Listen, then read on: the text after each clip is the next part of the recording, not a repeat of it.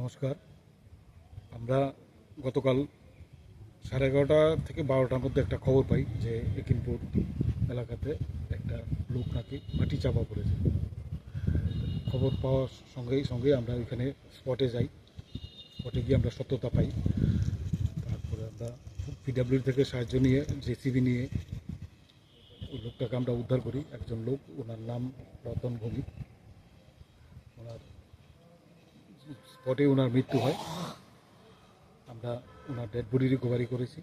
Recovery করে আমরা তত্ত্বাগোলা হসপিটালে আমরা পাঠিয়েছি। ওখান থেকে পোস্টমর্টম করার জন্য নিহানগর হসপিটালে গেছে। তারপর ডেড বডি পরিবারের সদস্যদের হাতে দিয়ে দেওয়া হয়েছে গতকালকে। আর ওনার পরিবারের সদস্যরা কে কে আছেন? পরিবারের তার 4 জন সদস্য। ওনার এক ছেলে এক মেয়ে। বর্তমান মেয়ে বড়, এবার মেয়েটা ক্লাস 12 পরীক্ষা দিয়েছে এবছর, আর ক্লাস 5-এ পড়ে ওনার ছেলেটা। কি করতো রতন ভূমি? Ratan day labour.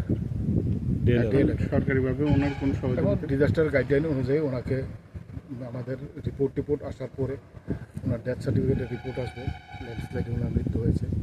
তারপর ডিজাস্টার গাইডলাইন যা কভার করে আমরা আমাদের প্রশাসন থেকে ওনাকে ওনার পরিবারের কাছে আমরা জায়গাটা হলো স্যার একিনপুর গ্রাম পঞ্চায়েত, সিদ্ধিনগর গ্রাম পঞ্চায়েত, এই তহসিলের আন্ডারে।